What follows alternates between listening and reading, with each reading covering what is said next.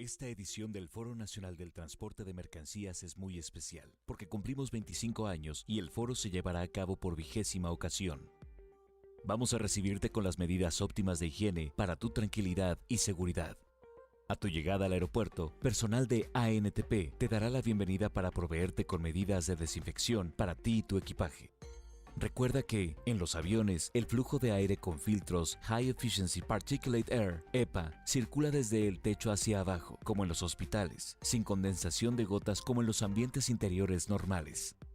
Respetando la sana distancia requerida en todo momento, ingresarás a las unidades que te llevarán al hotel, previamente desinfectadas y al porcentaje de su capacidad necesaria para que cuentes con espacio seguro. En el hotel, serás recibido bajo el programa Shielded Vacations, una estrategia de más de 60 puntos que incluye sanitización de equipaje, aislamiento de protección de todo el personal, desinfección continua de todas las superficies del hotel, restaurantes, habitaciones y áreas comunes, nebulización de salones, montajes de sana distancia, menús digitalizados, toma de temperatura a la entrada de cada sesión, buffet asistido y coffee break en empaques individuales. Desinfección de equipos audiovisuales después de cada uso. Como medida adicional, podrás elegir el restaurante de tu preferencia para desayunar. Además, nuestras tradicionales comidas y cenas se llevarán a cabo en hermosos espacios abiertos y con su respectiva sana distancia. Queremos que, en este foro, te sientas cómodo, seguro y disfrutes de todo lo que estamos preparando para ti.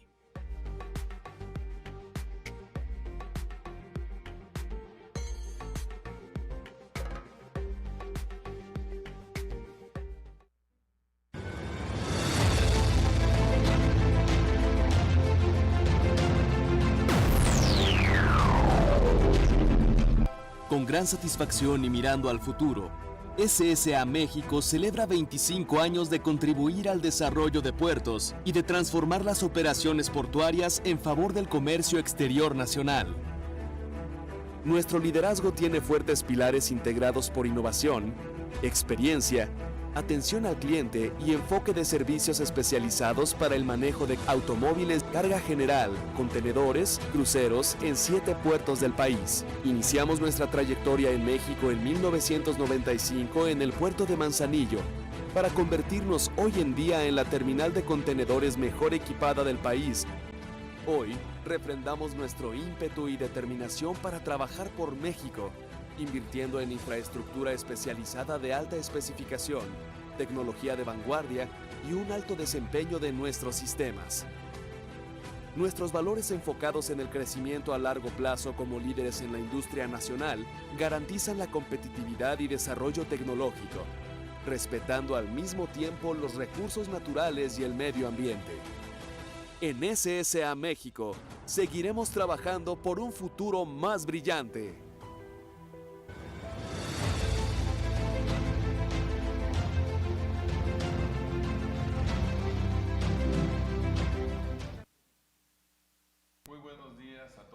Good morning, everybody. Welcome once again to our second session on the plenary sessions for Megatrends in maritime container shipping. We had a very interesting session yesterday with our two speakers and specialists. Of course, we had great participations, questions. I think we had a very good day yesterday, and we were able to share a great deal of knowledge regarding maritime transportation for the benefit of our shipping users. After having discussed maritime topics regarding the port and terminal operation for containers, and after having discussed at length the maritime shipping operations of the number one company in the world, Maersk, today we will be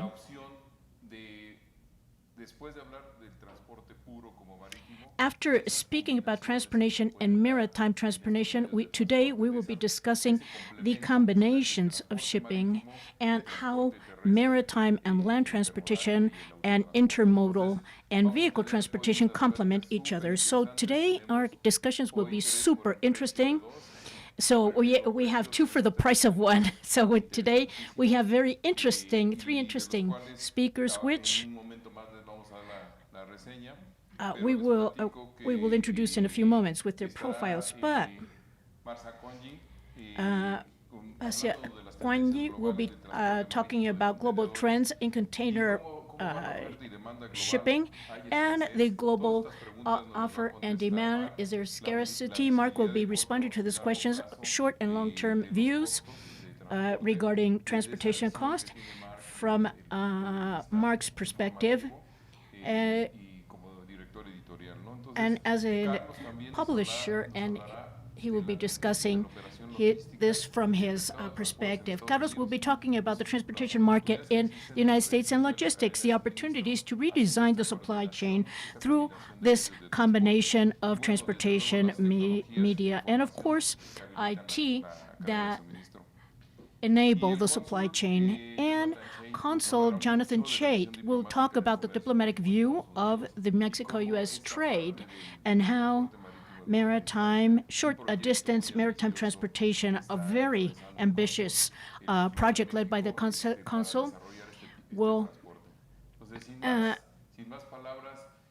allow us to develop this kind of transportation in Mexico. So without further ado, and stressing how interesting a session we will be having today, we will now introduce our speakers for today with their profiles. Thank you very much. Welcome, everybody.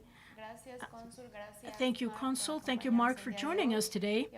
And now I will read the profiles of the General Consul of Mexico in Miami, Jonathan Chait. Jonathan Chait joined the Mexican Forest Service in 1998, and among his responsibilities, he was assigned to the coordination of advisors to the Secretary in the field and later to the General Office for Political Coordination abroad. He was in charge of the protection and promotion and investment departments in the General Consulate in Mexico and El Paso, Texas, during from 2001 through 2004. As of June 2019, he was assigned as General Consul of Mexico in Miami.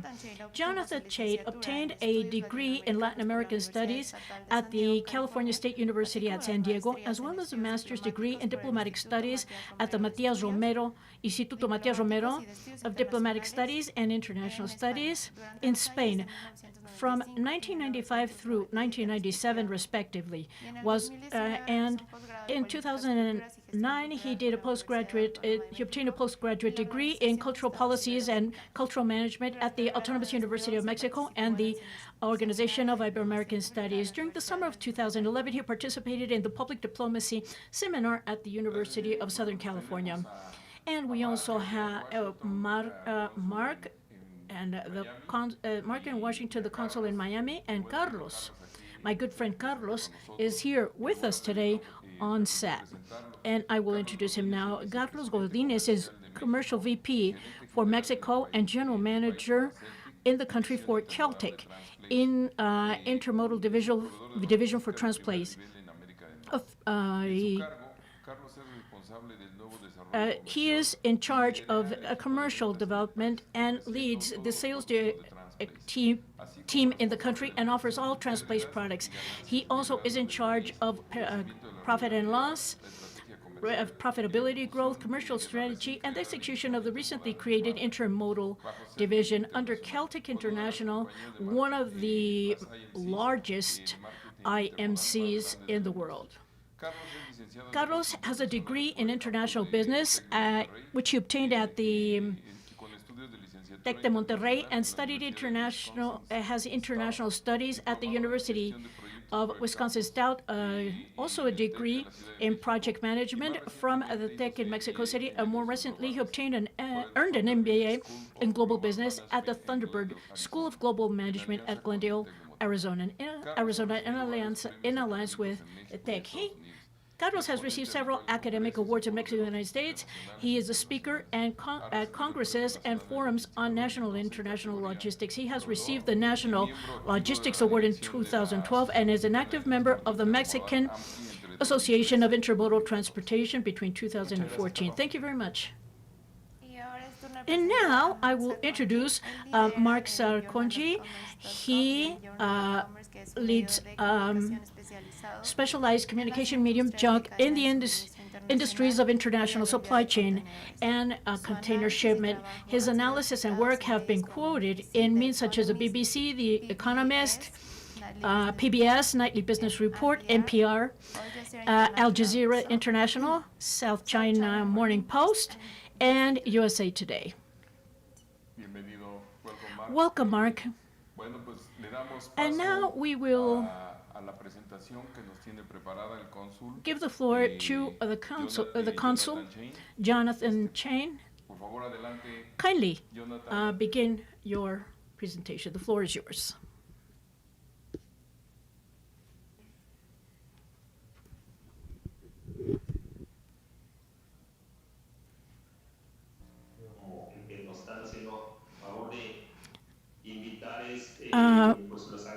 We thank you very much for the kind invitation, especially for having a presence in a topic of great interest to us. And of course, I want to express my appreciation to the private transportation companies for this opportunity and also for being part of this group that we are forming in order to drive maritime transportation forward. If I may, can we move on to the first slide in my presentation? Well, are we okay? Are we looking at the first slide now? Yes. Is the translation coming through okay? Okay, I will begin with the introduction. What I would like to discuss today is the relevance of Florida and its trade relationship with Mexico. On the other hand, the potential this relation represents for our country, and I should say that in Florida we have a natural border, a natural maritime border. Afterwards, the creation of the working groups that has been formed between Mexico and Florida, and we are a part of this, and ultimately the competitive advantages and trade opportunities that exist between both parties. And I will refer to Florida, but I would like to underscore that its advantages for Mexico. This map is just to show the opportunities that Florida represents. It's a strategic state and offers opportunities for Mexico that are in trade and economy. It also has a good geographical position because on one hand there we have the Gulf of Mexico and we have the Atlantic Ocean. We have proximity to Central America and the Caribbean, and obviously being able to establish this triangle with Mexico is advantageous. We should also highlight the relevance of Florida to Mexico for the following reasons. On one hand, the population amounts to 21 million residents. In other words, it's a very important state. Labor force is 10 million. On the other hand, the economic growth is greater than several states in the United States. It currently ranks fourth. The GDP is $1.06 trillion, and of course, and this is also of interest for us, its global connectivity and its solid infrastructure network includes 20 commercial airports and 15 maritime ports that we consider. We believe that Mexico can become a very important ally because of the infrastructure in the state and also because of what Mexico represents to Florida. Mexico is the second trade partner for the state of Florida, and flows amount to $10.3 billion in exchange. Mexico exports to the state $3.3 billion, and Florida imports from Mexico $6.9 billion. And here I'd like to mention that even though we are the second most important trade partner, if we compare Florida to the other states of the United States, for example, Louisiana or even Indiana, North Carolina, and Ohio, they exceed the figures for the exchange between Florida and Mexico. So this leads me to mention why we are driving the advantages of Florida because of its proximity with our country, and we can benefit from this even further. If we look at the products that are being exchanged between Florida and Mexico, they're of several kinds, and they reflect the trade in global chains. We also have production chains that the FTA has established. And this offers an example of how Mexico and the United States not only exchange but also produce jointly. And these are the products that can be observed in the exchange between Mexico and Florida. And we need to benefit from these products. And I will now refer to the infrastructure that we have on both sides.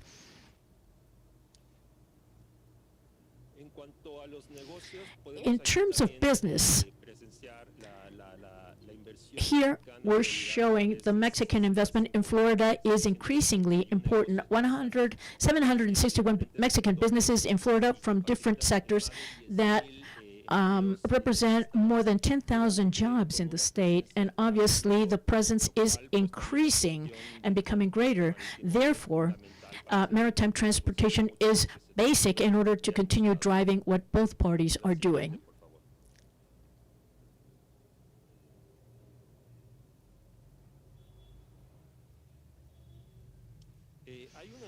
There's a huge potential that we could benefit from because ultimately we have a natural border with Florida. We have this maritime border that opens a great deal of opportunities, especially for maritime trade and cabotage, which at this point, in our opinion, is underused, especially because of its huge potential. Just to give you an example, can we look at the next slide, please? From the year 2016 through 2019, I will share some figures. The port exchange between Mexico and Florida grew 40%. This is port trade. And to give you the example of the ports where we have this trade, Mexico is trading $179 million with the port of Miami with routes to Altamira, Tampico, Tuxpan, Progreso, and Morelos. From 2019, more than 50,000 automobiles were exchanged with Mexico via the Everglades port. And there's existing trade between Puerto Progreso and Panama City, and the annual volume ranges between 960 to 3,360 tons of product. These are agricultural products. Now, even though these are important figures, I should also highlight that despite this growth in maritime exchange, this 40% growth in 3 years, currently around more than 90% of the exchange between Florida and Mexico continues to be done via land. Therefore, we think that through the consulate has seen the potential that we have for maritime exchange. So therefore, we need to continue providing support for transportation towards, from our country towards the state and vice versa. Therefore, in July 2019, the General Consulate of Mexico, together with the Florida Port Council, visited Mexico, and we held several meetings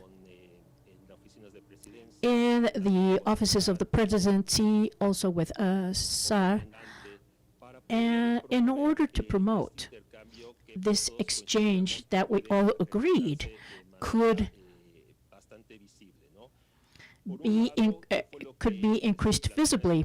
On one hand, what we proposed at the time was to create a task force in order to identify topics of interest and promote maritime trade. On the other hand, analyze information on the trade flow of goods between Mexico and Florida, as well as the freight of merchandise that could benefit from maritime transportation, and identify technological and regulatory improvements to facilitate international movements, and identify opportunity networks in order to increase trade flows between Mexico and Florida in the field of maritime transportation. This is what we promoted during this visit in July 2019. Here, I would like to underscore that even though the pandemic came in 2020, we were able to establish the task force. And I underscore this because it just goes to show the great interest on both sides to continue promoting and carry out the tasks established in a letter of intent. I skipped that because 2 months after the visit, we signed the letter of intent with the purpose of creating a task force and subgroups in order to promote trade exchange. And this is where the private sector becomes very important, and therefore have also joined this task force. With the creation of the task force, we agreed to work simultaneously in data collection. This is very important, and this calls for the support of the entire private sector.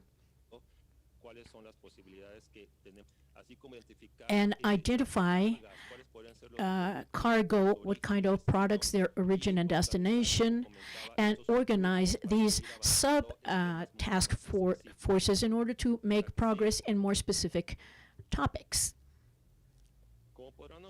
As you can see, the task force is formed by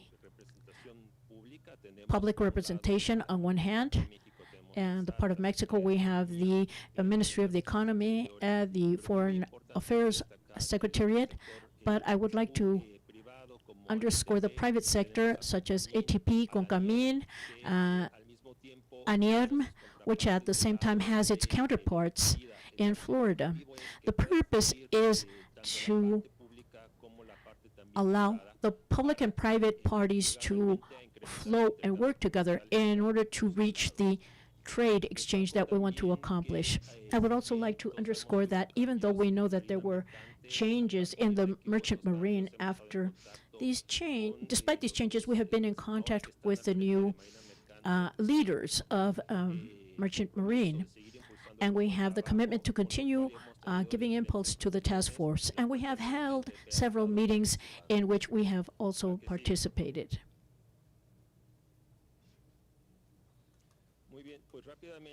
Very quickly, I will mention the progress made by this task force. On one hand, we began a work methodology between both parties. Number two, we agreed upon one of the first actions of the group to drive this project in order and carry out surveys in the private sector. One, to identify potential products for exchange. Two, the routes of interest, and at the same time, minimize the time and cost involved.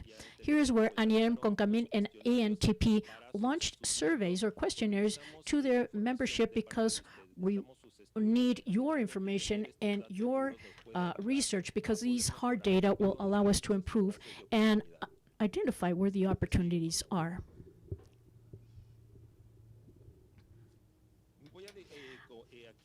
Here I will focus on a research project done by the Council of the Port of Florida, done by the Martin Associates, where they explain what the advantages are. And I want to be very clear that this is from the perspective of Florida. That's why we need this investigation from Mexico. And it's clear to me that here we also need to consider logistic chains, containers, but it's important to note what the advantages are.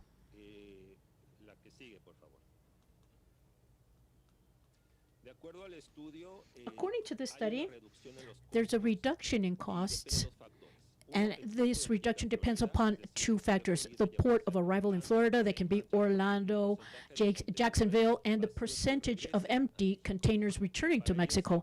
For that, we have done this ratio of 70. In the best scenario, the cost can be reduced $1,900 per container, arriving at Miami with 30% of empty containers on the way back. So this is a study done by Florida, but this shows the opportunities in terms of improving time and cost.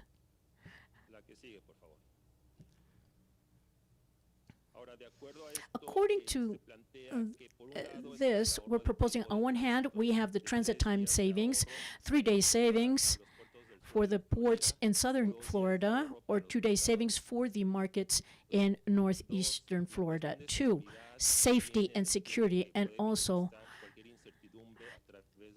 shorter times can minimize uncertainty, for example, in land crossings.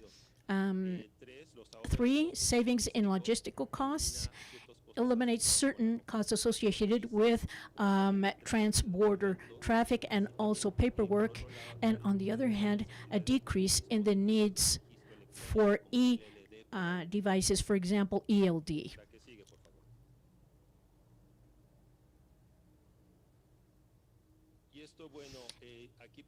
And here on this map, we can see that we have the possibility to access the markets in South and the Northeast United States through Florida. This would allow access to Mexico, to those markets mentioned before. On one hand, we need to optimize multimodal transportation capacity. We can take advantage of railroads. As you probably know, Grupo Mexico acquired the Florida East Coast Railway, which is a way to connect all these logistic chains between railroad and maritime transportation. This is an opportunity. On the other hand, trade or commercial expansion for both parties. This would allow Mexico to reach essential distribution markets in Florida, and as I mentioned a moment ago, also increase its presence in southeast and northeast United States. And also, we need to mention that this would be very important for the current administration in order to develop the southeast of Mexico, especially because of where the Mexican ports are located, and because of their location, they could establish this exchange with the ports of Florida. This is the last remark on my part. We need to take advantage of the modernization of what we now know as TEMEC. When it became effective in last July, it also offers important opportunities to increase our trade, and this includes maritime affairs. On one hand, this affords competitiveness. We can take advantage of the dispositions of Chapter 7, where it talks about customs and trade facilitation and modernization of chapters such as anti-corruption, good regulatory practices, environment, gender equality, and on the other hand, the certainty that this can give us, especially in times of COVID. To have this kind of trade agreement gives us certainty in our trade negotiations. With this, I will conclude, and I hope that we are looking forward to the input that ANIERM can give us ANTP and the private sector. In order to continue driving this effort, we appreciate ANTP's collaboration because it has been fundamental in order to continue projecting this increase of trade exchange between Florida and Mexico, especially in maritime terms. Thank you very much. Thank you very much, Council, for your participation. It is very important for us to be present as users in this task force that is working with you. And in addition to preparing the feasibility study to understand the dissemination and operation and benefits that we will obtain from these routes,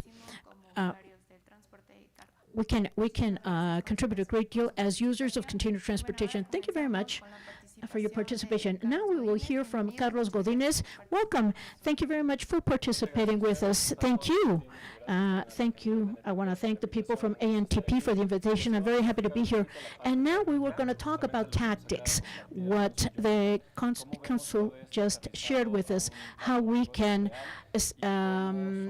show this in a real business case, and what solutions are available for the exporting and importing community among our nations. Here we're talking about carriers in Mexico. We're going to talk about two very specific cases, a solution that would attend the Bajío market, the central part of the country, the metropolitan areas, and the other one for the northern area. What connectivities and solutions they require today. And these are the ones that we're going to discuss in terms of our connections with Florida and connections to the rest of the national distribution network for the northeastern seaboard of the United States. This is the agenda we prepared. Basically, we're going to begin from general to the particular. I'm going to share a few figures and as to how we are experiencing this from the other side together with the shipping community in Mexico. The current situation, this has been discussed at length, and I'm going to share the perspective, the challenges that we're facing today there as a matter of cost, demand, foreseeability, and obviously a specific need to generate solutions and provide the market with different solutions. And we're going to talk about what these solutions are about. And technology, Paco has shared with me, because Transplace is an important player in technology applied to the supply chain. So what's new in this field? What trends, innovations have been generated? What is already available for all exporters and importers? And we will also talk about what already exists and what's in the pipeline. So I will now begin with the current situation. What is our perception of reality? Of course, these are the most recent figures we have, and the panorama hasn't changed that much. As we know, since late February, the global financial sector and the manufacturing sector have been affected by the pandemic. We've all seen the impact of this in our businesses and our companies, and in some cases even at home. Today, we believe that the Mexican economy is facing a combination of different simultaneous shocks that are having an impact in the market in different magnitudes. First of all, we have a supply shock. Mexico began a month and a half after the United States. In the United States, they began to stop operations, and consumption was slowed down the supply chains. Since the United States is one of our main destinations, and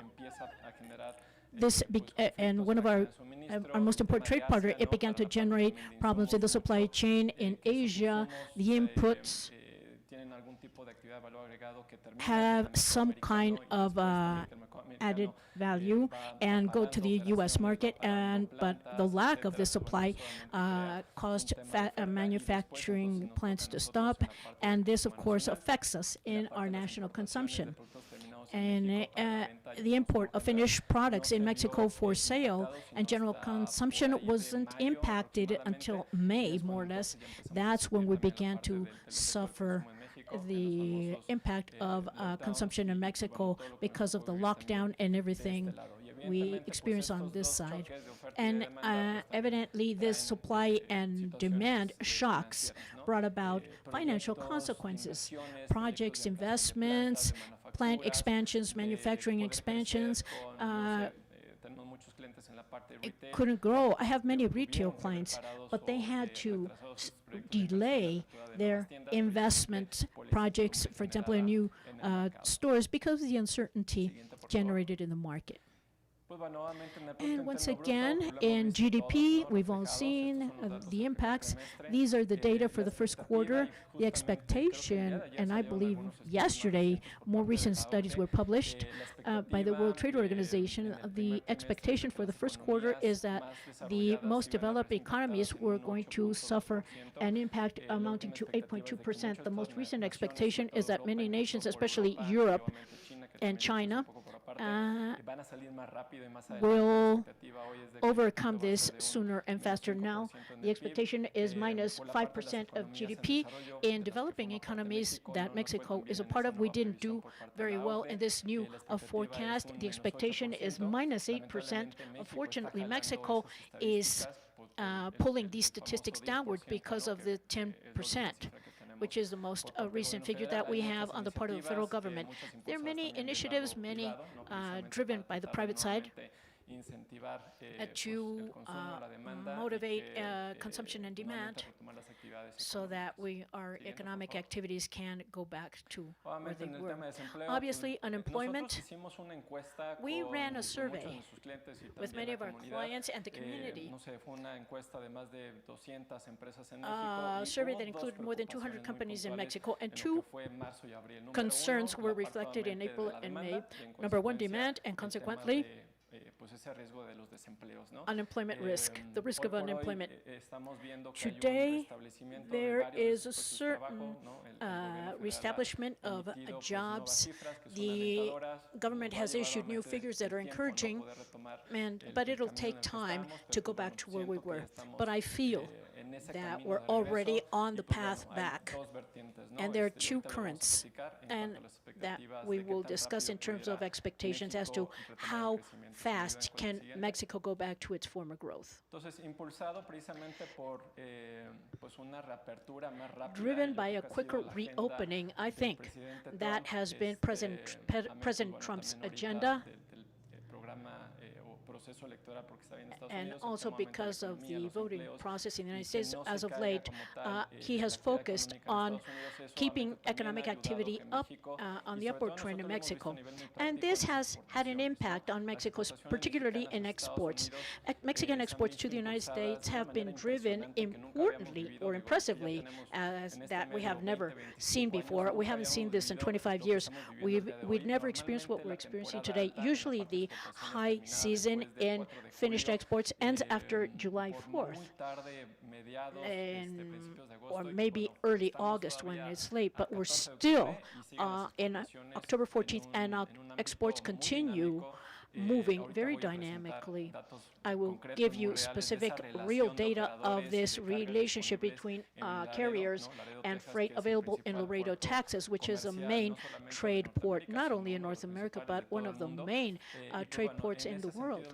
So the growth scenarios that we can see, there's a scenario in the shape of a V, which is a brown line, where this is the most encouraging, because this is the speediest. This shows the speediest recovery. Then we have the U curve, where this recovery period extends more, and a deeper V that will lead us to touch bottom quickly, but it will allow us a speedier recovery. I think there's a lot remains to be seen yet, because we don't have a crystal ball to see where this is going to head. But I think it will depend upon any progress we have in terms of proven vaccination and how soon it can reach the market, so that we have the trust grows. I think that ANTP will be one of the first associations that will open its doors to a face-to-face event, and the measures that they're taking for this Congress is the best, the physical integrity and health of the attendees, but once again driving the impulse that will take us to activities. This year was lost on congresses and seminars, and made us develop a new kind of virtual reality, webinars and etc. But they're here to stay, but definitely. And this Congress in November is more than welcome, and I congratulate you for that. So that's the economy in general. Now, we're going to move into the detail as to our perspective in terms of the effects to the transportation industry. As we know, this is one of the main indicators of how the economy is doing. When the economy is doing well, the transportation industry does well, but when the economy suffers, then transportation also suffers. And several factors come into play that cause this. Some are controllable values costs that come into play in a logistics solution, but also external variables such as the rate of exchange.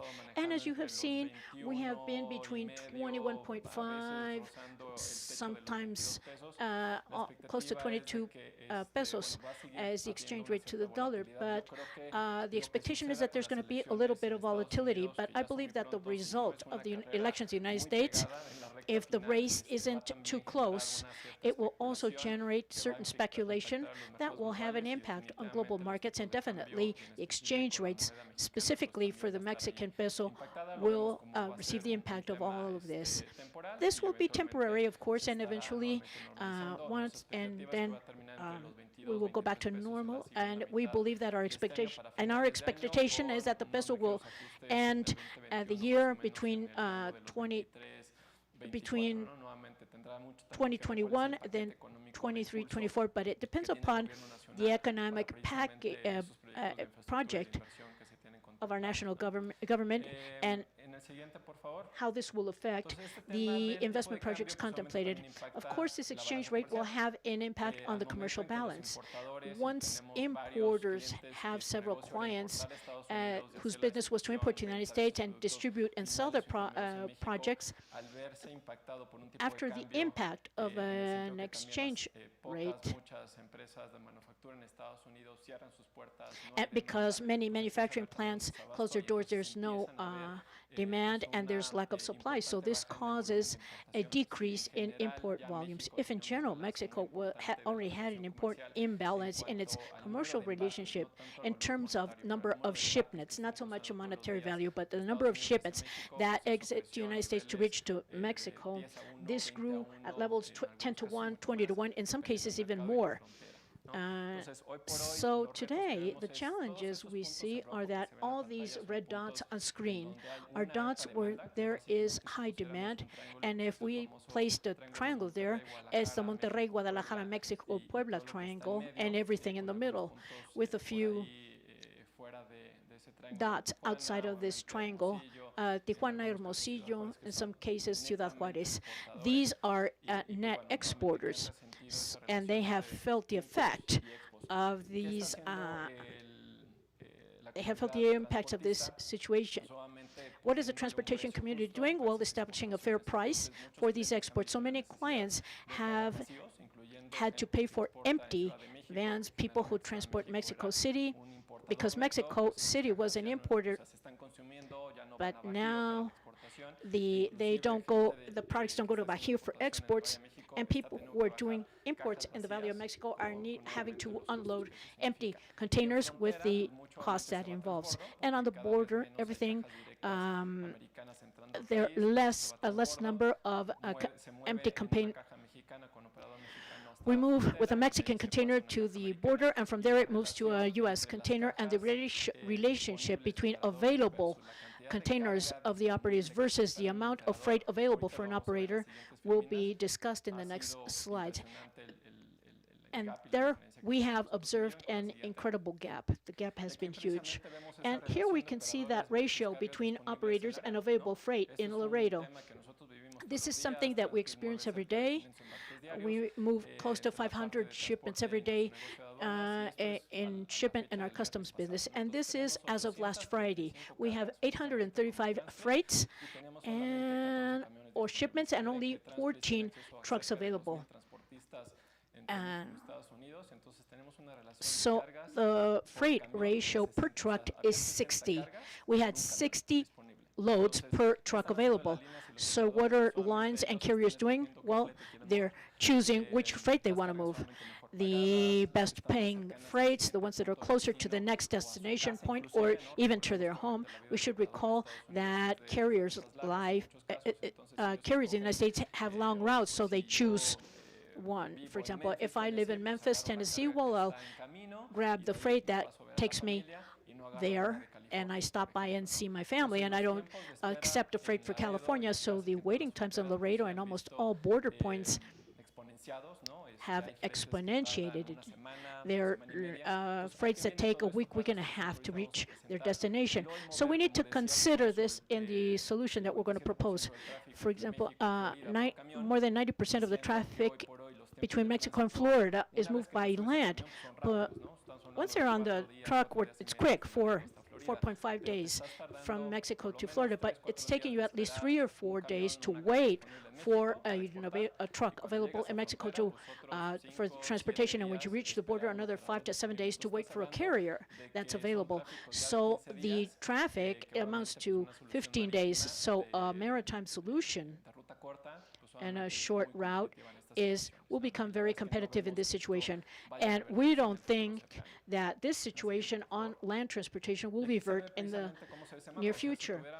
So if we had a thermometer, the redder the market or the area, that is where capacity is greatly reduced. So here we can see that from Laredo, Colombia, Piedras Negras, which are the main border crossings for exports from Bajío and the central part of Mexico, and the northern area, Monterrey, Saltillo, and Hermosillo. Of course, the impact on these areas has been very extreme. Because of the operations volumes that Transplace works, we have generated an index, and here we can see the green line, which is 2020. And this is, the higher you go on this green line, the higher the rate per mile being paid overall. This includes an index of all the flows in the United States, not just the ones in Laredo, but everything in the United States. And we've seen that since week 17, 18, how that line has not come down. Quite the contrary, it's going up. It's at historical levels, the highest historical levels in the past 5 or 6 years. For those of you who have been in the industry for a while, you can see that there is Morgan & Stanley, which is another index, where 0 is a baseline, and in the red line, we can see the trajectory that is very similar to the previous slide, which is our Transplace index. Basically, this is another image of the same thing, and on the map, you can see the redder, the more orange or yellow, then that means that the ratio for demand is higher, and as the fall sets in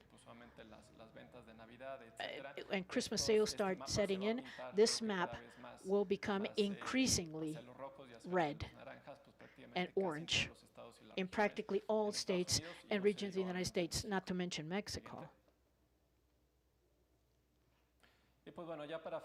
And to conclude this topic once again,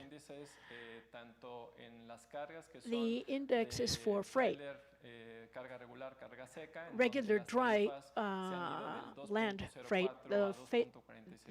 This is the rates per mile, and flat beds 2.20 to 244, and reefers with controlled temperatures for fresh products.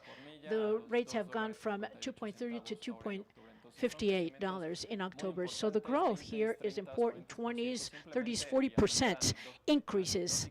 And as an anecdote, today, a shipment from Texas or Mexico going to Los Angeles can have a peak surcharge of up to $1,500. So once again, the demand is excessive and the supply is low. I already discussed this, so we can move on to the next slide. So what are the challenges and opportunities? Well, 6. Number 1, how far these social distancing measures will go. This will continue to have an impact until we have a vaccination available. We know that plants are back to work, but we still need the office workers because the office workers continue working at home. But as we have more people in the offices, we will see an impact there. And we will see an important number of people getting sick, and the search for new modes of transportation. Okay, very quickly. In terms of innovative solutions for maritime transportation, we have 2 available options. One is departing from Brownsville. 2 clicks on that, please. One is departing Tuxpan towards the port of Manatí, and the second is from Brownsville to the port of Tampa. So here we're looking for an innovative solution. In the specific case of Brownsville, it is the port closer to the Monterrey and Ramos Arizpe manufacturing area, Ramos Ari, we see that Brownsville is a viable direct route because dispatch would be through Matamoros, Brownsville, and here we can load 350. We can load 53-foot containers and with total weight of 26 tons, and this would give us 22% more capacity. This is what the routes would look like. It's a very competitive route in transit time, 4 days on the water, once on the water. And this ship or barge can hold up to 280 containers.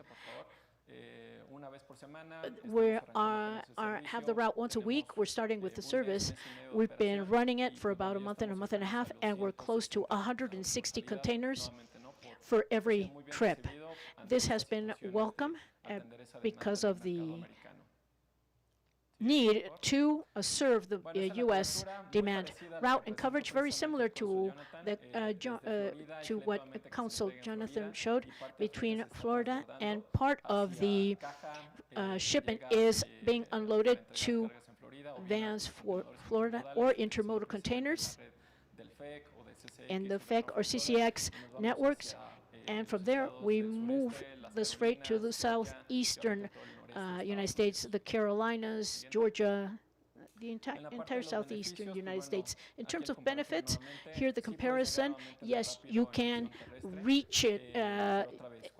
Land is faster, but when we add the waiting time, we're talking about at least a couple of weeks.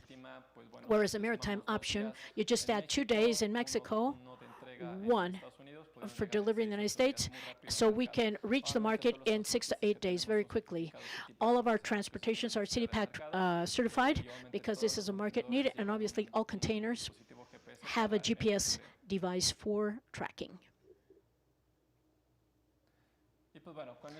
And with that, I will conclude my participation, and in a future session, we will talk about technologies. Well, thank you very much, Carlos. I think later we can touch upon this because I already have 2 questions for you. But the truth is that you made an amazing description and very accurate description of what is currently happening in transportation. I don't know if we're going to have a V with continuity or with stability, but if we see that we're still lacking a vaccination and drugs to cure the disease.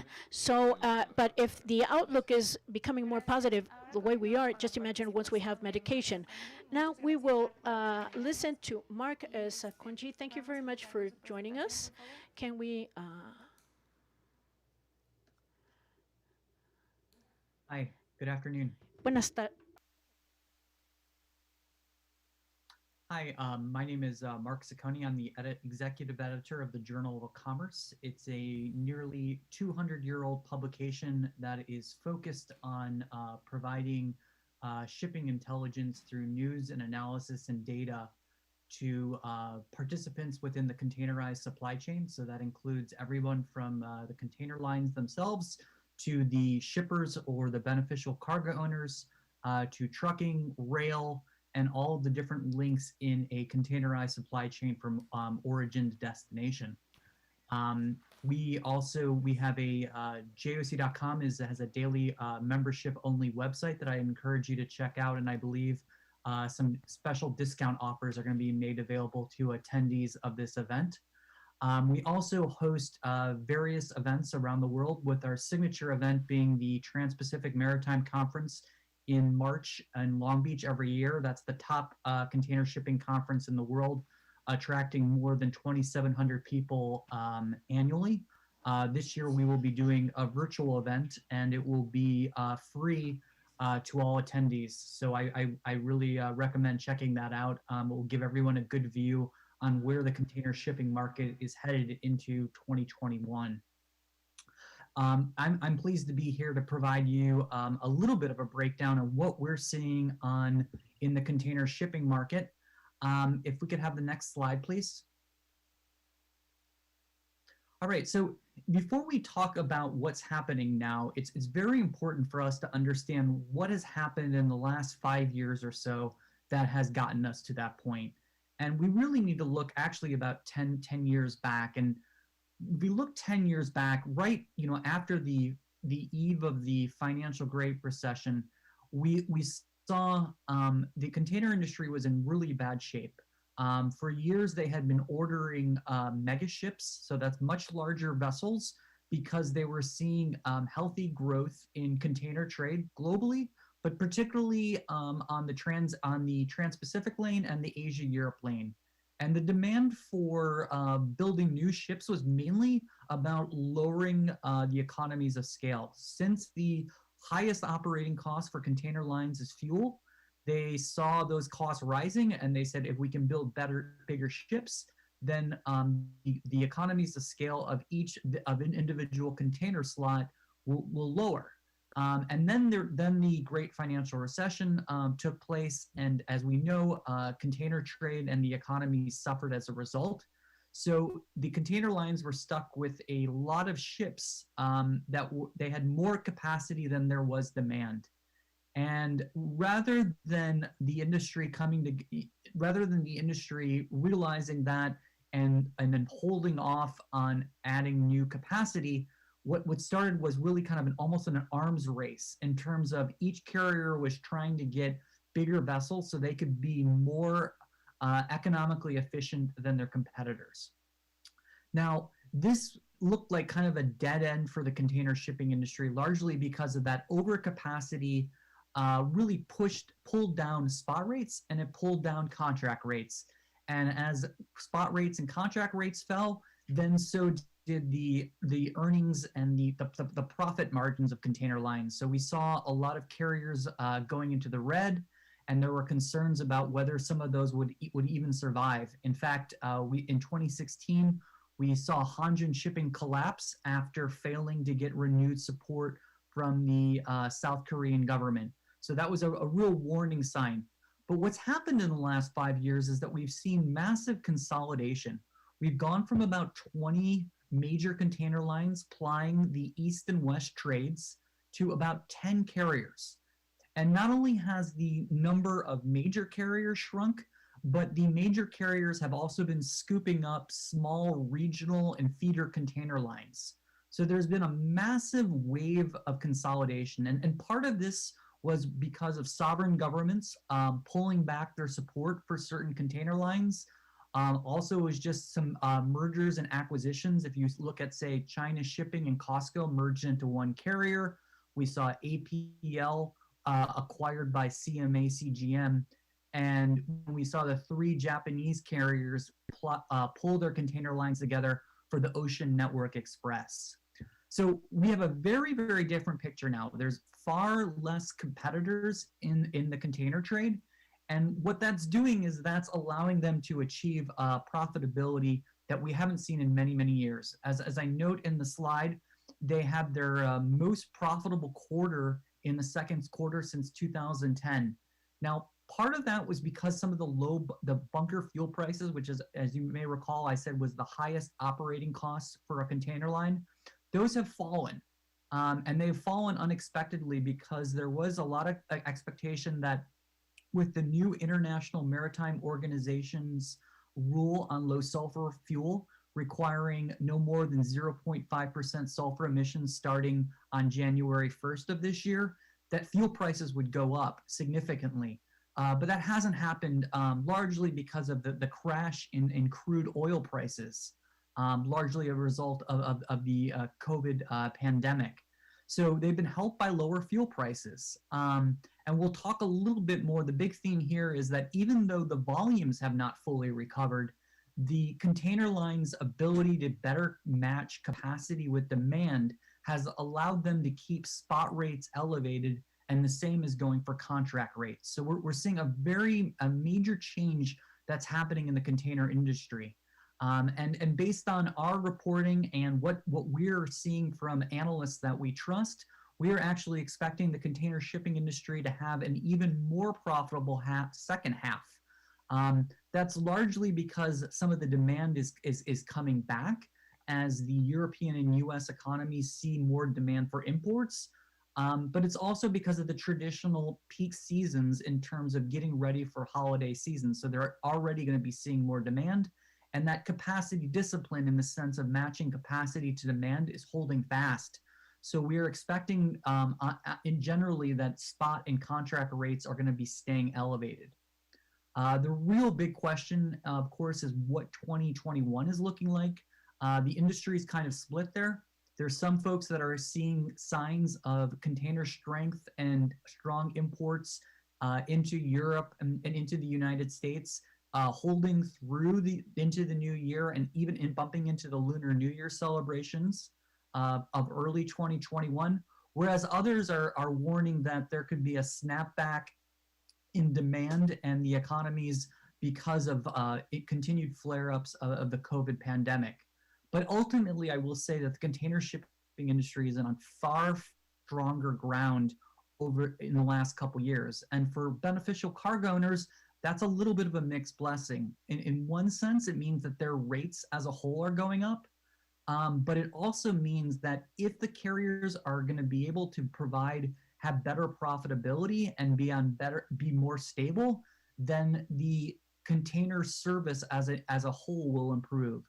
So it could potentially become more reliable, but also fit better in terms of digitalization and technology to provide greater visibility, but also different premium services that tailor to shippers' needs. And we are seeing some signs of improving services, but the story hasn't been fully written there yet. So if we can go to second slide, please. All right, so I spoke about the great overcapacity that has really plagued the industry. And you can see in the chart there, and that's coming from data from IHS Markit, which is the parent company of the Journal of Commerce, that is really showing how the demand and capacity on a global level is becoming more aligned. And that's allowing the carriers to keep rates elevated. Now, it's very important to note that this is a global picture, and then each trade lane is unique, and there's different dynamics on each trade lane. So sometimes there's more competitors on other trade lanes, and certain lanes are prone to have more overcapacity, such as the Asia-Europe trade, whereas the Trans-Pacific trade, we've seen far greater discipline. So, as I noted, we're not the only ones seeing a sea change. Jeffries, the financial analyst, said that the stars are aligning for the container shipping industry, but at the same time, you've got analysts like Moody's Investor Services that are warning of kind of hidden weaknesses that could be flaring up in 2021. Ultimately, what we are seeing is that the container lines continue to order bigger ships, but their total orders are falling. So they may be ordering still larger ships, but the amount of total capacity is falling, and that's allowing it to come better in line with demand. Another trend that we've been seeing is while there was a huge effort to build ships up to 24,000 TEUs for plying on the Asia-Europe trade, because that was the only trade in which they have ports that can handle vessels of that size, we're starting to see orders, and we're also hearing from container lines themselves that they are increasingly seeing that the so-called new sweet spot for container ships is between 10 and 14,000 TEUs. And the thinking there is that not only can you use those ships on the Asia-Europe trade, but also on the Trans-Pacific trade and other smaller trades. So it will be interesting, and we're already seeing signs in the vessel order book that container lines are focusing more of their new orders on this classification, this size classification of vessels. That's not to say that you're not going to still see mega ships such as 24,000 TEU ships, but remember, those are really stuck. You can only use those on the Asia-Europe trade because there aren't ports. There aren't enough ports in the U.S. That can handle vessels that size. It's also worth noting that even though we're seeing a rebound in container volumes, it was actually only in August that we saw the first year-over-year rise in container volumes. And most of the expectations and estimates and studies that I've seen we're looking at container volumes to be a little bit below or probably on par with 2019 volumes. we can go to the next slide, please. All right, so it's to understand really what's happening in the container shipping industry is as I said before, is better capacity control, and that's and that manifests itself in greater pricing power. And you can look at the two. I'm going to focus on two major container trade lanes, the two biggest container trade lanes in the world. One is the Trans-Pacific, which of course is Asia and North America. And what we can see here is that in the early part of the pandemic, there was a lot of concern about whether US, Mexican, and Canadian importers were going to be getting goods into the country considering the shutdowns due to the pandemic that we saw in China. That story quickly changed as the pandemic started having an impact on North American populations via shelters in place and quarantines and other kinds of shutdowns. So all of a sudden, that demand for Asian goods fell apart because many of the US retailers were shutting their bricks and mortars and people were holding off on purchasing. So they slashed orders. And that's when we saw a huge drop in demand in the early start of the year. And interestingly now, in the past global Great Recession, when demand fell off, the container lines were slow to readjust capacity to the new demand. They kept the capacity in there, and that pulled down rates. Well, they've clearly learned from that experience, and as a result, they were quick out of the gate with the blanking of sailings. And what blankings of sailings means is it's a removing of a port call or a ship in a regular container service. So that's not a cancellation of the entire container service, but it's adjusting it for reduced demand. And that can cause caused a lot of frustration for importers who were US and North American and Mexican importers who were expecting to get their goods loaded on one day, and then to find that call was blanked or skipped meant that their goods would have to be loaded on another ship sailing later. And it also had problems for exporters too, because then that ship wasn't coming into the port of destination as they had originally planned. Now, what we then started seeing in kind of the second half of the year is that demand started picking up. And part of that was US retailers becoming a little bit more confident about sales and restocking from historically low inventory levels. It was also a surge of e-commerce orders. So as people were spending more of their time at home, vacationing less, they had disposable income. So they were buying more things, and not just household items, but home improvement items. So things that fix up your deck, new grills, ways to improve your home, exercise equipment, and so on. So what we are starting to see is actually a huge wave of Asian imports. And for North America, they're hitting smack into LA Long Beach primarily, and that's causing a lot of congestion. And the reason most importers are moving their goods through that gateway is because it provides faster transit times into the US. And really the rush is to get those goods into the country as soon as possible. Now, we've talked about the volume side, and what you can look at interestingly is even though that the volumes dipped in the left chart, if you look at the container eastbound spot rate, so that's the spot rate from a container from Asia to the United States, that has leveled up and has actually increased.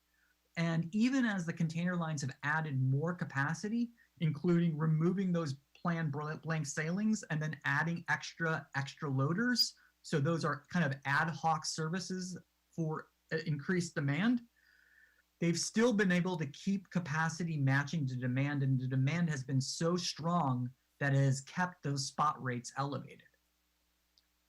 To the next slide, please. And we saw a slightly similar tale on the Asia-Europe, and with the volumes dipping and then starting to rebound, but the carriers still being able to hold the line on capacity and keep rates elevated.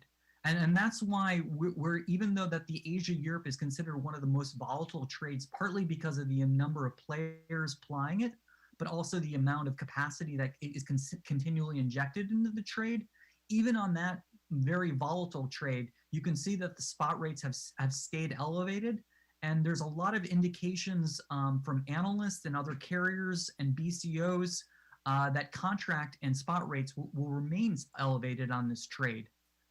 So that kind of gives you a quick view into how the container shipping industry is responding to changes in demand much faster and able to build pricing power. And I think going forward, what we will see is not only will spot rates and potentially contract rates stay elevated from last year levels, but we're not going to be seeing the same dips in the ups and downs in spot rates, because the carriers are going to be able to keep the capacity control a little bit more steady, so there won't be as much volatility. And again, while this is good news for the container shipping industry in the sense that they are gaining some steady profitability, so there's less chance of any kind of carriers collapsing, and there's more of an opportunity for them to improve service and make some much needed investments in technology and so on. There's also a lot of frustration among shippers who have seen not only the spot rates increase, but sometimes they would have to pay extra surcharges and extra fees in order to get cargo loaded, even if that cargo was contracted via, say, an annual service contract on the Trans-Pacific or through shorter term contracts. So there's a lot of frustration, and I think a lot of this is going to come out to play in the spring, which is when the Trans-Pacific service contract negotiations really kick off for a lot of North American importers from Asia. And it will be very interesting to watch, particularly as it happens at TPM, the virtual conference that the JOC puts on, because that's really the area in which the carriers and the BCOs and the forwarders come together and take an appraisal of the market and try to work out what contract and service levels should be for the coming 12 months. We can go to the next slide, please. All right, the last big thing that's really facing the container shipping industry is, even though it has moved on to the greater profitability, there's a potential for it to improve its technology and to provide greater service. We've been seeing certain container lines try to take a more of an integrator approach by controlling a larger part of the supply chain, such as Maersk, or folks like CMA and CGM that are putting on very many tailored solutions. So there's value being added into the supply.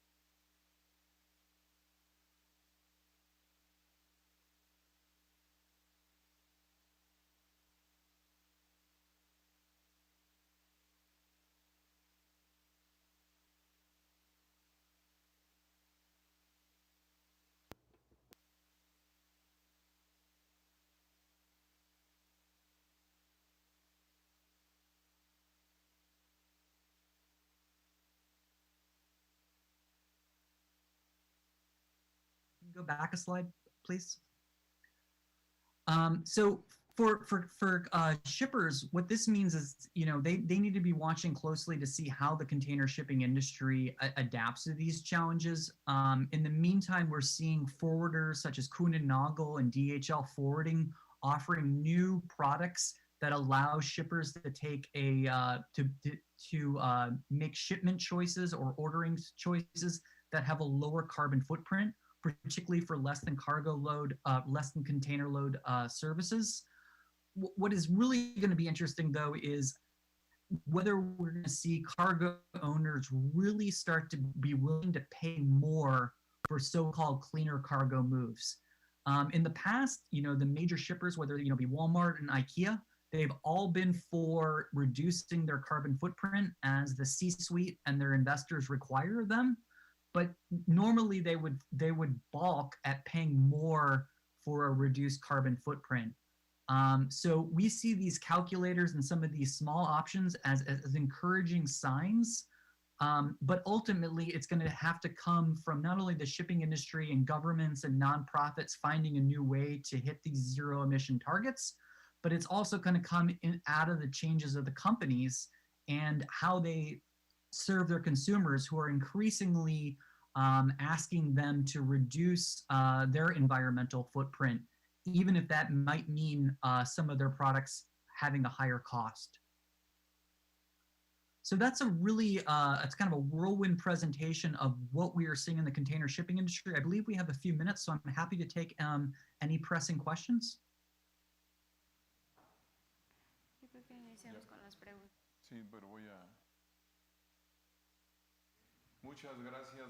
Thank you very much, Mark. Your presentation was very interesting. The information you shared is high quality, first rate. So I'm very sure that we will be able to follow up in the Journal of Commerce. We're going to follow up on the Journal of Commerce, and we will keep a close watch over this, because the trends that you explained are truly maritime transportation megatrends. Please don't go away, because some questions are up ahead. Very good. Thank you very much. We also want to thank our sponsor from Modal. We will now continue with the video, and we will come back for the Q&A.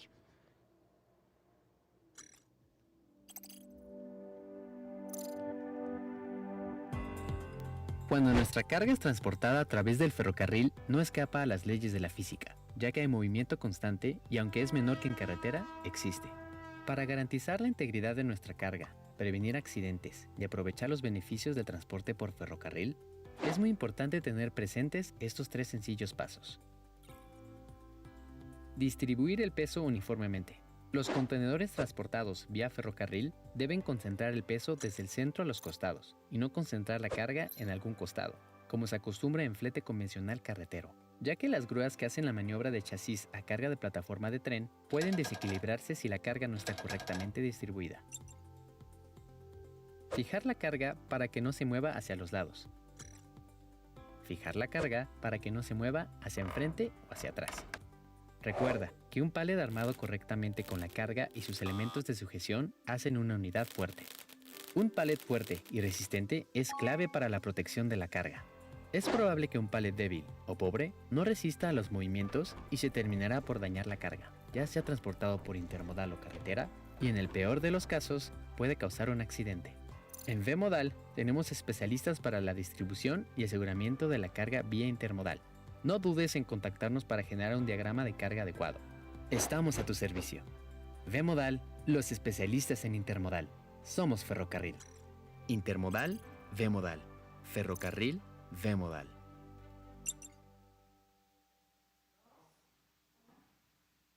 Muy bien, pues estamos de regreso. Well, we're back for our Q&A session. Because of the very interesting presentations, we don't have that much time, so I will hurry up. The first question is for Mark. Mark, in this global trend, in this great business of the container movement between Asia and the western coast of the United States, that huge business, we have transportation through intermodal means in the United States, and we have the Panama Channel to reach that market. Mexico, as a logistical platform, do you think it has an opportunity for Mexico to join in this market? Yeah, absolutely. One of the trends that we've been seeing, and it happened way before the pandemic, is that as Chinese manufacturing costs rise, there's been a shift of production into Southeast Asia. And I think with the ongoing US-China trade war, there's more and more companies that are looking to near source their goods into Mexico. It's worth noting, of course, that Mexico has made huge strides in becoming a manufacturing hub for the Latin Americas, and has really moved up the supply chain beyond just auto into white goods and electronics in terms of serving the North American market. And I think one of the things that's going to be very interesting to see is how the final assembly and some of the lighter manufacturing shifts into Mexico, with more and more of those components coming from Southeast Asia and China. So we aren't really seeing it in the numbers yet, but I think it's logical to think that as the U.S. taps Mexico for more manufacturing goods, and there's a need for faster delivery and greater control of those supply chains, that many of those will be filtering more through Mexico, meaning that there's going to be demand for goods and components coming into Mexican ports, being finally assembled whether in central Mexico or at the maquiladoras, and then shipped over the land border into Mexico, into Canada.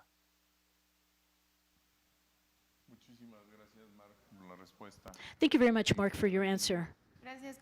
Thank you. Now we will continue with you, Carlos.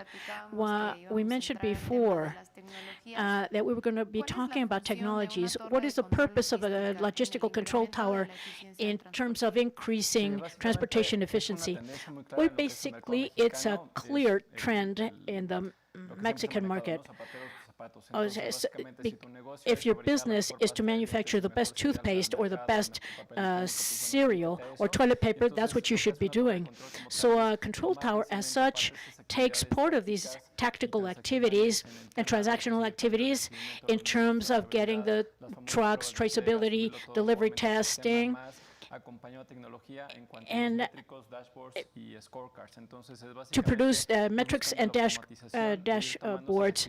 We are seeking automation in order to obtain the leading talent in organizations so that they devote themselves to added value activities and help us aid them in these areas and seek efficiencies and practices, because there are other industries that could capitalize from this know-how and this intelligence. Thank you very much, Carlos.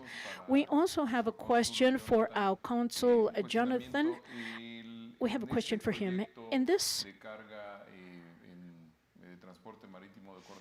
maritime, short-term maritime freight transportation, where we can see that the freight volume is important, it's interesting, they might involve some logistical requirements. In addition to all the institutions that are participating in this effort, are you planning to incorporate logistical companies for this reconversion and provide the appropriate structure?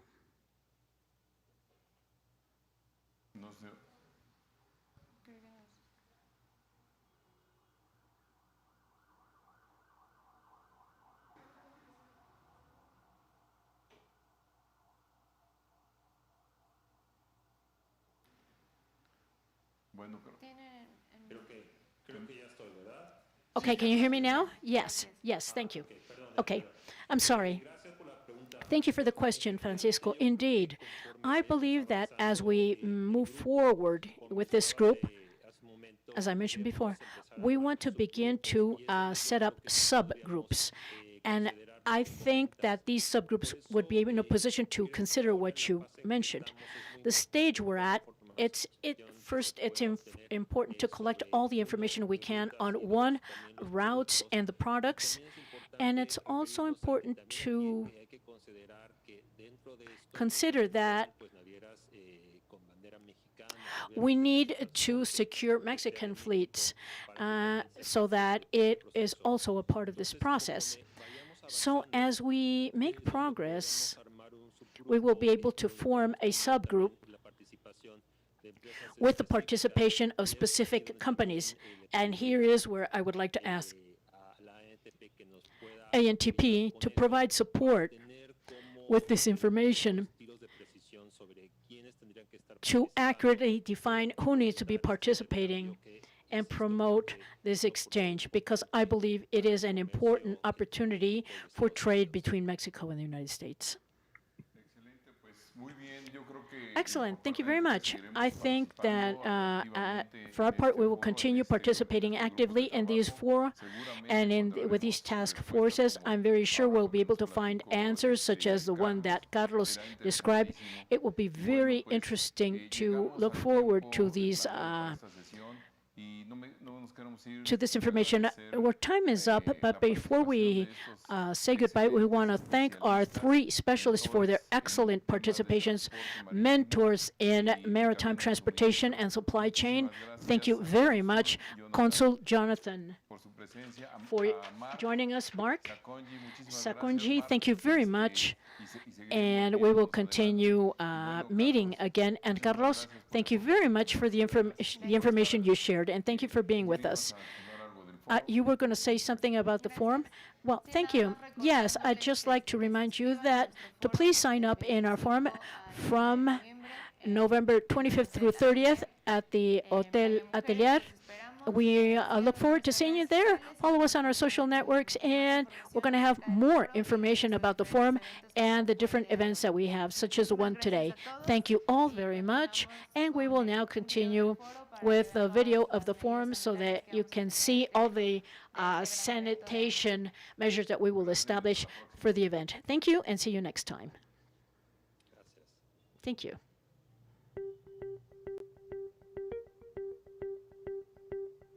Esta edición del Foro Nacional del Transporte de Mercancías es muy especial, porque cumplimos 25 años y el foro se llevará a cabo por 20ª ocasión.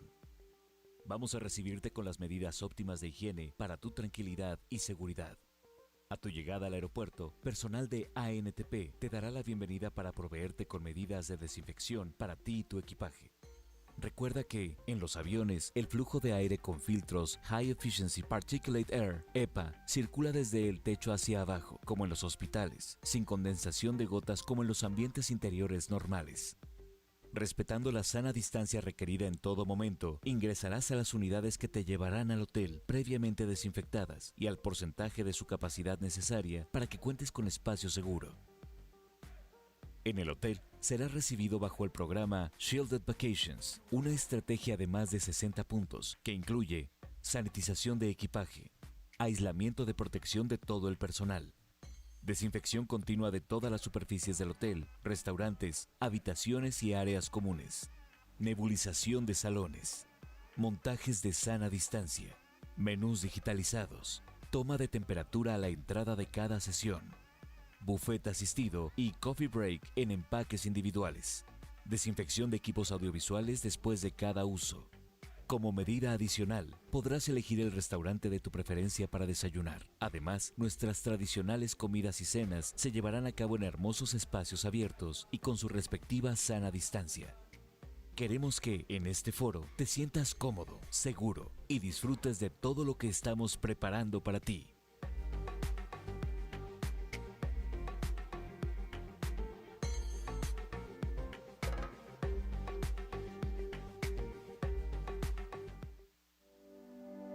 El objetivo principal de la cadena de suministro de una empresa es que el producto terminado llegue al consumidor final en tiempo y forma.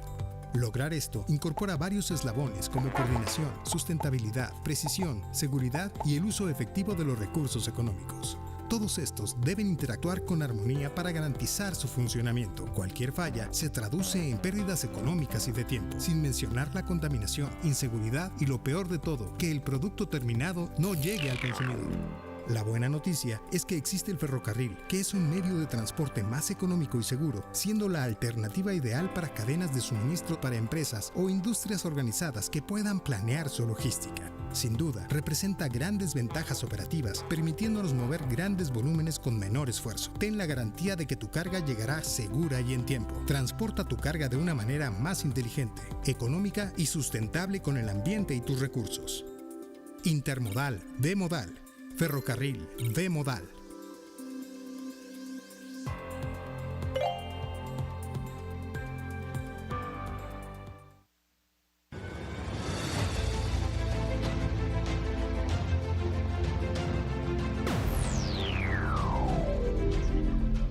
Con gran satisfacción y mirando al futuro, SSA México celebra 25 años de contribuir al desarrollo de puertos y de transformar las operaciones portuarias en favor del comercio exterior nacional.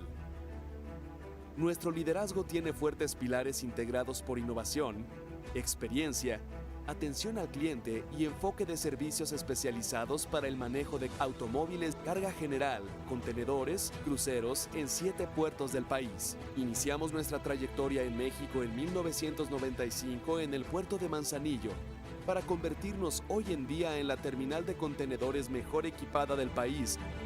Hoy, refrendamos nuestro ímpetu y determinación para trabajar por México, invirtiendo en infraestructura especializada de alta especificación, tecnología de vanguardia y un alto desempeño de nuestros sistemas.